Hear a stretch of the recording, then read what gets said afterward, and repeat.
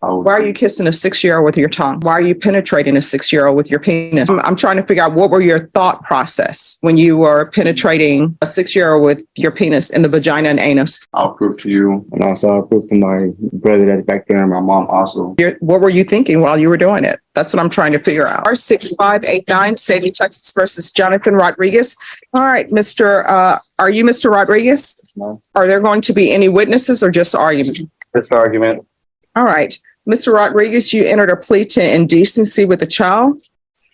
According to the plea bargaining agreement, punishment is to be assessed at a cap of 15, and there's to be no contact with the complainant and Chapter 62 registration. The state is opposed to your application, state? Yes, Your Honor. And I'm to proceed with argument, correct? Yes. I didn't want to assume anything. So based on the offense date, if you look at the child's date of birth compared to the defendant's date of birth, the child was 6 years old at the time of the offense, and the defendant was 28 years old at the time of the offense. This case is even more aggravated in the fact that this child, when she went and had her SANE exam, the fact that she had a SANE exam is terrible in itself. But as a result of that, she tested positive for chlamydia in both her anus and in her vagina. What's contained in the STIPs, and I believe the court can consider, is that this child said that he penetrated her anus and her vagina. And so it's clear what other way other than some sexual act by somebody does a child get this? And so these cases are already egregious in the nature that we have a child victim whose innocence has been stolen from them. But what's even more aggravating is the age difference of this child was 6 years old at the time of the offense. And what's even more aggravating is the fact that this defendant, presumably, all the evidence suggests that he is the one who caused her to have an STI at the age of 6, maybe 7 at the time of her outcry. And so we are asking, and I believe justice demands that you deny his application for deferred adjudication, and that we ask that you sentence him to the full 15 years because of the aggravating nature of this offense. All right, defense.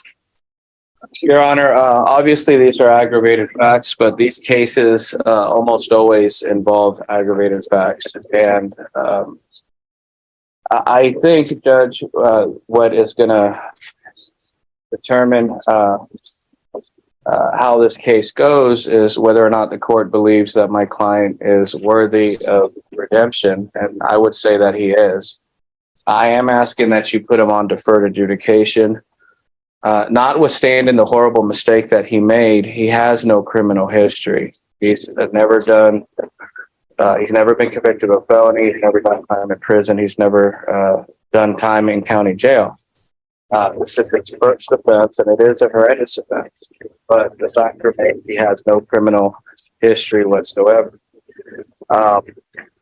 Further, Your Honor, if there is deferred adjudication, as the court knows, the court would not be limited to the sentencing range that it's limited today in the event that Mr. Rodriguez were to violate his deferred adjudication. Mr. Rodriguez at that point would be facing the maximum, which I think gives him incentive to behave himself while on deferred adjudication. Also on deferred adjudication, the court can order the treatment that he needs in order to rehabilitate himself. And the court could also order conditions to protect the complainant from the defendant. I'm asking, Your Honor, that you put him on deferred adjudication. This is a horrendous thing.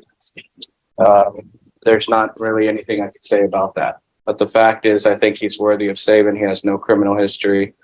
And I do think that he could right the ship, so to speak, Your Honor. All right, anything you wish to say? Can you raise your right hand for me? Yes, ma'am. Do you solemnly swear or affirm the testimony you give will be the truth and nothing but the truth, so help you God? You can lower your hand. So before you decide to testify, if you decide to testify, the state, of course, is allowed to cross-examine you. Do you still wish to testify? If I ask you questions, you can ask me questions too. You have to answer. Okay. All right, what would you like to say? no, about the probation, if you do give it to me, you know what I mean? All right, I thought you wanted to say something about the actual Oh, allegations. no, I was gonna say about the probation. Now, if you do give it to me, I promise you, Honor, that I'll prove to you. And also I'll prove to my brother that's back there and my mom also. And Why are you kissing a 6-year-old with your tongue? That's what I'd like to know. why am I kissing a A 6-year-old with your tongue. I read all of the PSI reports. I don't remember doing that, Your Honor. Why are you penetrating a 6-year-old with your penis? I mean, you pled guilty to it. Yes, ma'am. So I'm trying to figure out what were your thought process when you were penetrating a 6-year-old with your penis in the vagina and anus? It was, I know I messed up and, you know. Well, no, my question is why? What were you thinking while you were doing it? That's what I'm trying to figure out. I just called it in. Okay. I'm sorry. I mean, I'm just asking questions. All right. All right, defense? Any questions? No, Your Honor. As the court sees, there's what can he say for this? It's horrendous. I just asked the court to show mercy. All right, any questions? I think you said enough, Judge.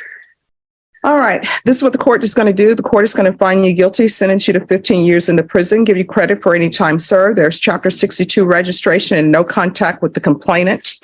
Showing you what's entitled trial court certification of defendant's rights to appeal. Did you review that with your attorney? Did you understand it and did you sign it? That's fine. Because it's the plea bargaining agreement, because I followed your plea bargaining agreement and because you waive your right to appeal, you do not have the court's permission to appeal. Do you understand? Because this is a felony conviction, you're not allowed to own or possess any weapons or ammunition. If you have a question over what a weapon or ammunition is, you need to speak to an attorney. Do you understand?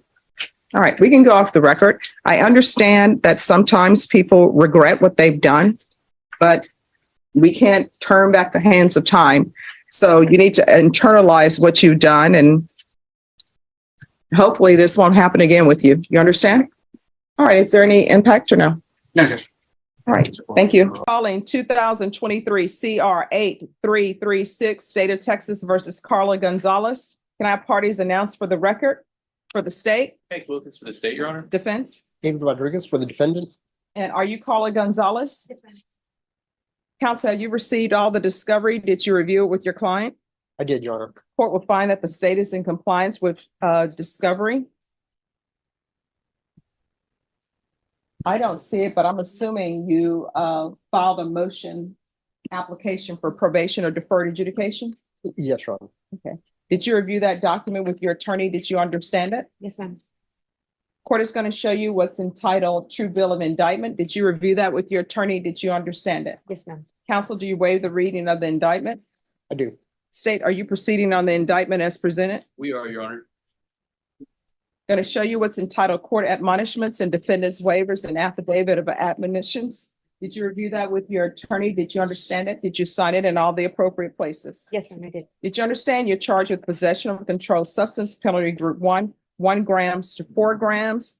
That is a third-degree felony. The range of punishment is anywhere from 2 to 10 years in prison and up to a $10,000 fine. Did you understand? Yes, ma'am. If you have a plea with the state, the court does not have to follow your plea. If for any reason the court does not follow your plea and gives you more than you bargained for, the fact that you entered a plea will not be used against you and you will be allowed to withdraw your plea. Did you understand? Yes, ma'am. Did you understand you have a right to jury trial, a right for you or your attorney to cross-examine and confront any witnesses the state would call in the right to remain silent? Yes, ma'am. Did you understand by entering this plea, you were giving up those rights? Yes. And did you intend to give up those rights and enter into a plea in this case? Yes. Did you understand that the court would grant your application for deferred adjudication? If for any reason your deferred adjudication were revoked, court could find you guilty, sentence you up to 10 years in prison and up to a $10,000 fine. Yes. Counsel, has your client been able to provide you with any defenses? Yes, Your Honor. Do you believe she has a rational as well as a factual understanding of the charges against her? I believe so. Do you believe she's currently competent and was legally sane at the time of the offense? Yes, I do. Miss Gonzalez, has anyone threatened you, coerced you, or placed you in fear to get you to enter the plea? No, no, ma'am. Anyone promised you anything other than a plea? No. Are you satisfied with the way you've been represented? Yes. Are you a U.S. citizen? Yes, ma'am. Court will find that defendant has knowingly and voluntarily waived her right to jury trial. Showing you the plea bargain page. Did you review that with your attorney? Did you understand it? Yes. According to the plea, state recommends deferred adjudication. Did you understand that to be the plea? Yes. Defense? Yes, Your Honor. State? Showing you the waiver of appeal paragraph. Did you review that with your attorney? Did you understand it? Did you sign it in both places? Yes, ma'am.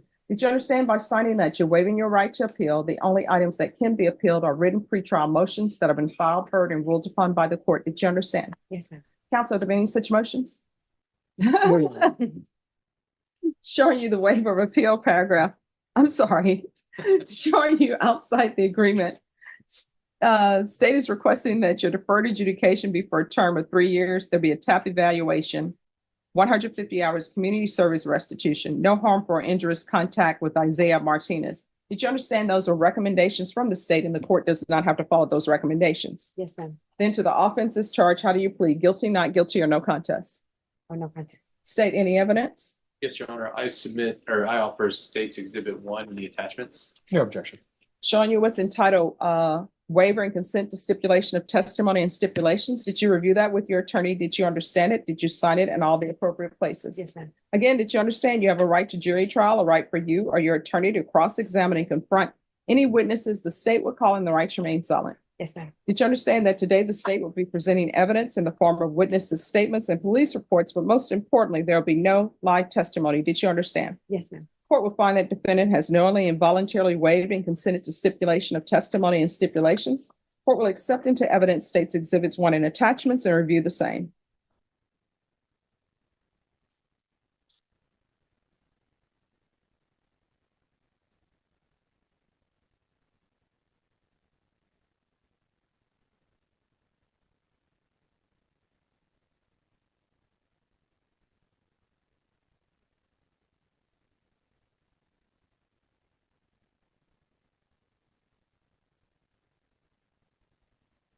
All right, after reviewing State's Exhibits 1 and attachments, the court will find there is sufficient evidence to find you guilty. Court will defer finding you guilty as you've applied for deferred adjudication. Are you proceeding with sentencing? Yes, Your Honor. Anything you wish to say on behalf of your client? Only that I would urge the court to follow our plea bargain agreement. All right, how many children do you have? I have 5 and we're babies. All right, how old are your children? The age is 23, 22, 19, 13, and then 9, almost 10. All right, who's taking care of the 13, 9-year-old and 10-year-old? The 9 and 13-year-old, my mom is. I'm sorry, what? My mom is. Is Child Protective Services involved? No, ma'am. All right, when's the last time you had employment? It's been a while. Why? Just haven't found a job.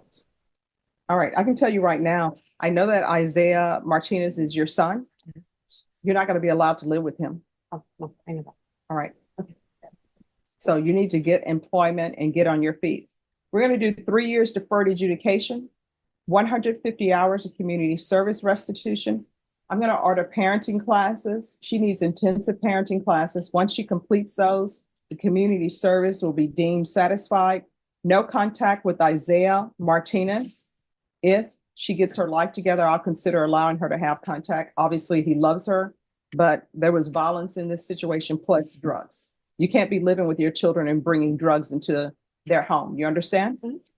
There's to be no unsupervised contact with minors. Proof of employment within 30 days. No employment as a home health care provider or with minors. TAP evaluation in custody. Follow TAP recommendations. If they recommend inpatient treatment, then it's to be inpatient treatment. I'm going to run a referral to felony drug court. Regular reporting by Zoom or in person. The UA hotline until further notice. Field visits 1 time per month until further notice. And probation with the field visits, I'm just trying to make sure she's in classes and is on the right track before that's discontinued at your discretion. Thank you. All right, is there anything else she needs? No, Your Honor, I think that's it. All right, anything else you need from the court to be successful? Amen. I'm going to show you what's entitled Trial Court Certification of Defendant's Rights to Appeal. Did you review that with your attorney? Did you understand it and did you sign it? Yes, ma'am. All right, because this is a plea bargaining agreement, because I followed your plea bargaining agreement, and because you waive your right to appeal, you do not have the court's permission to appeal. Do you understand? Yes, ma'am. All right, good luck to you. You're going to have to do better. You understand? Yes, ma'am. Thank you. Two defendants stood before Judge Boyd seeking mercy, but the outcomes could not have been more different. The first case involved Jonathan Rodriguez, who appeared in court after pleading guilty to a serious offense involving a young child. His attorney argued that Rodriguez had no prior criminal history and asked the court to consider deferred adjudication instead of prison. The defense claimed he deserved a chance at rehabilitation and could be supervised under strict probation conditions. Prosecutors strongly disagreed. They pointed to the severity of the allegations, the age of the victim, and the lasting harm caused by the offense. As the hearing continued, Judge Boyd questioned Rodriguez directly, asking him to explain his actions and why he believed he deserved leniency. His responses failed to satisfy the court, and the judge ultimately denied probation. Rodriguez was sentenced to 15 years in prison and ordered to comply with additional legal requirements after his release. In a separate case, Carla Gonzalez faced a third-degree felony drug charge. Like Rodriguez, she hoped to avoid prison and requested deferred adjudication. Unlike the previous case, however, the court focused heavily on her potential for rehabilitation. Judge Boyd learned that Gonzalez was a mother of 5, unemployed, and struggling to provide stability for her family. While the judge expressed concern about drugs being present around children, she also saw an opportunity for change. Instead of imposing a prison sentence, Judge Boyd granted Gonzalez 3 years of deferred adjudication. The sentence included strict conditions such as parenting classes, substance abuse treatment, employment requirements, community service, and close supervision. Together, these two cases demonstrate how sentencing decisions depend on far more than a defendant's request for mercy. Judges consider the seriousness of the offense, the impact on victims, public safety, and the likelihood of rehabilitation. In one case, the court concluded that prison was necessary. In the other, the court chose accountability through a structured second chance.